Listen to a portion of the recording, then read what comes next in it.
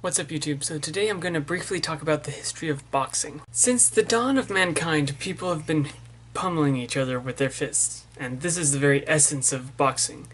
But it hasn't been till the 9th century within Greece where organized fighting called boxing became a part of what we know as sports in one of the first Greek Olympics. This style of boxing, though, was quite deadly, where they would actually have studded gloves, and it eventually became banned by the Christian emperors in 392 AD. It was eventually revived in England in the 16th or 17th century, where the kings believed that sports were a good way to train people for fighting. And what's even better way to train people for fighting than a sport that's essentially fighting? The term boxing comes from the fact that when they would go into a boxing ring, it was essentially a square or a box, and so it would be fighting in a box, they'd be boxing. Much like baseball, boxing was also a foreground in race relations in the United States.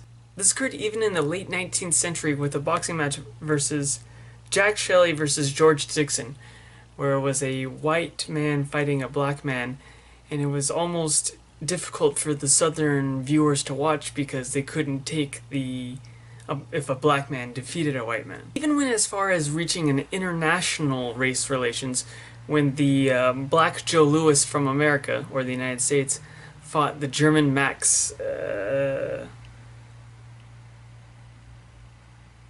Schmeling? I don't know how to pronounce his last name. And he even beat him in one round, which drove Hitler furious. While Joe Louis was more or less timid or quiet about any sort of politics in the rink or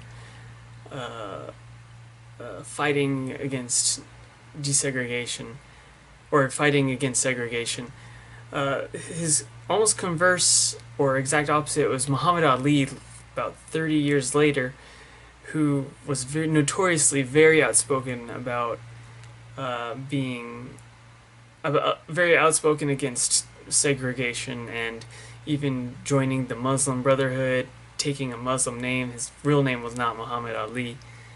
And he was a very controversial figure, but he did do a lot to open the eyes of many Americans to the distraught of segregation in the South. Alright, that's all I have for you today. This has been a brief history of the origins of boxing, and I'll see you next time.